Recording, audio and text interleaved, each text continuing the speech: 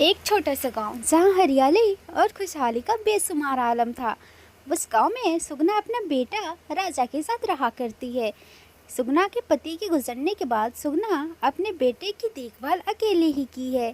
एक दिन सुगना जब खाना बना रही होती है तभी उसका बेटा राजा हंसते हुए आता है और कहता है, माँ, आपको एक खुशखबरी सुनानी थी। हाँ हाँ बेटा, सुनो। क्या बात है? आज तो मेरा राजा बेटा बहुत खुश लग रहा है। हाँ माँ, मुझे शहर में नौकरी मिल गई है, इसलिए मैं आज बहुत बहुत बहुत खुश हूँ माँ। अरे हाँ बेटा, ये तो बड़ी खुशी की बात है। लेकिन तू अकेला शहर में कैसे रहेगा? अरे माँ, तुम चिंता ना करो, मैं शहर जाके सब ठीक कर दूंगा और जल्द ही सब ठीक हो जाने पे तुम्हें भी अपने पास शहर बुला लूंगा। इतना सुनकर सुगना उदास हो गई। वह अपने बेटे के तरक्की से तो खुश थी, लेकिन उसके साथ साथ उसे इस बात का भी डर लगने लगा कि वह इस गांव में अकेले कैसे रहेगी। बेटा, तू मुझे छोड़ के चला जाएगा तो मैं किसके सहारे रहूंगी यहाँ? अरे माँ, तुम फिक्र ना करो, कुछ पैसे जोड़कर मैं तुम्हें भी वहीं बुला लूंगा। कुछ दिन बाद राजा शहर चला जाता है। वहाँ उसने एक छोटा सा किराए पे कमरा लिया और जल्दी ही अपना नौकरी शुरू कर दी। वह खूब मेहनत करता और अपने मेहनत और लगन से नौकरी करता और हर हफ्ते अपनी माँ से मिलने गांव आता और कुछ पैसे खर्च के लिए भी दे जाता था। बस ऐसे ही दिन गुजरता रहा। एक दिन सुगना के घर में एक पति पत्नी आए। वे शहर से आए थे और उनके कपड़ों से रईसी की झलक आ रही थी। बहन जी, हमने आपके लड़के को देखा है और हम इस सोच रहे हैं कि अपनी बेटी राधा की शादी आपके बेटे से कर दें। हाँ बहन जी, हमारी बेटी बहुत सुंदर है। हम आपको बहुत सारा दहेज भी देंगे बहन जी। देखिए बहन जी, आप तो पैसे और दहेज की बात मत कीजिए। आप इतने पैसे वाले और हम इतने गरीब हैं, हमारी और आपकी कैसे निभ पाएगी बहन जी? यह सुनकर पति ने जवाब दिया, बहन जी, आप चिंता ना करें, यहाँ आने से पहले हमने आपके बारे में सब पता कर लिया है। लड़का हमें बहुत पसंद है, बस आप अपना राय बता दीजिएगा। उनके जाने के बाद सुगना ने राजा से बात की और राजा ने शादी के लिए हामी भर दी। शादी की तैयारियां शुरू हुई और सुगना ने अपने रीति रिवाजों के साथ रिश्तेदार और पड़ोसियों की मदद से एकदम सादा शादी की। सुगना की आंखों में खुशी की चमक थी।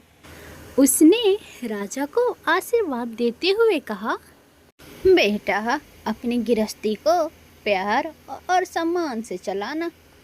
फिर क्या था, शादी हुई और राधा अपने ससुराल आ जाती है।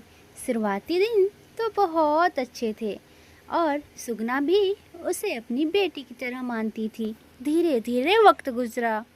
जैसे जैसे वक्त गुजरने लगे, राधा को गांव की ज़िंदगी बिल्कुल पसंद नहीं थी। वे शहर में पली बड़ी थी। वहाँ हर चीज़ की सुविधा उपलब्ध थी, जैसे बिजली, पानी, अन्य अनेक चीज़ों की। इसीलिए वो गांव की ज़िंदगी से बहुत परेशान हो चुकी थी। गांव में उसे कुएं से पानी लाना, चूल्हे पे खाना बनाना और सादगी भरी जीवन बहुत ही मुश्किल लगता था। फिर क्या, वह सुगना से छोटी छोटी बातों पे झगड़ने लगी। एक दिन सुगना जब खेत से वापस लौट कर उसे खाना बनाने को कहा, उसने फौरन सुगना को जवाब दिया, माँ जी, अब और मैं यहाँ नहीं रह सकती। इस गांव में ये मिट्टी, ये धूल, मैंने तो सोचा था कि राजा मुझे शहर ले जाएगा, लेकिन यहाँ मैं तो गांव में ही रह गई। अरे रे राधा बेटी, राजा मेहनत कर रहा है और वह तुम्हें जल्द ही अपने साथ शहर ले जाएगा। तुम चिंता क्यों करती हो? राधा ने सुगना की बात अनसुनी कर दी। और अपने पति राजा से शिकायत करने लगी। एक दिन जब राजा घर से शहर जाने की तैयारी कर रहा था तो राधा उसके पास गई और बोली, सुनिए जी, मैं इस गांव में नहीं रह सकती, मुझे भी अपने साथ शहर ले चलो। देखो राधा, तुम कुछ दिन माँ के साथ रहो, फिर मैं तुम दोनों को शहर ले जाऊंगा। ना जी ना, मैं अब और ये गरीबी बर्दाश्त नहीं कर सकती। पता नहीं पापा ने क्या देखकर तुमसे शादी कर दी। या तो तुम मुझे शहर ले चलो या फिर मैं अपने पापा के घर जा रही हूँ।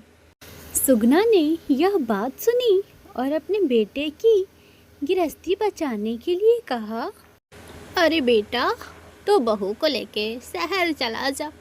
तू मेरी चिंता मत कर, मैं रह लूँगी बेटा, तो लेके चला जा बहू को शहर। नहीं माँ, हम तीनों शहर चलते हैं।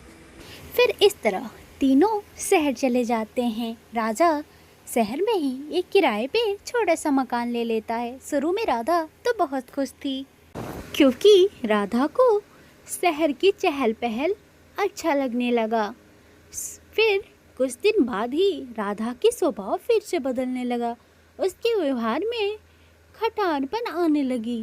वह अपने सास को बाधा समझने लगी।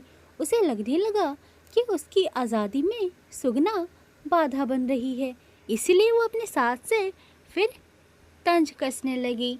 राधा हमेशा सुगना को छोटी बड़ी बात में ताना मारने लगी। सुगना ने अपना व्यवहार बहुत ही धैर्य रखा। वह राधा को समझाने की बहुत कोशिश करती, लेकिन राधा अपने गुस्से में आकर सुगना को कुछ भी कह देती। एक दिन जब सुगना राजा से कुछ बात कर रही थी, तभी वहाँ पे राधा आती है और चिल्लाते हुए कहती है,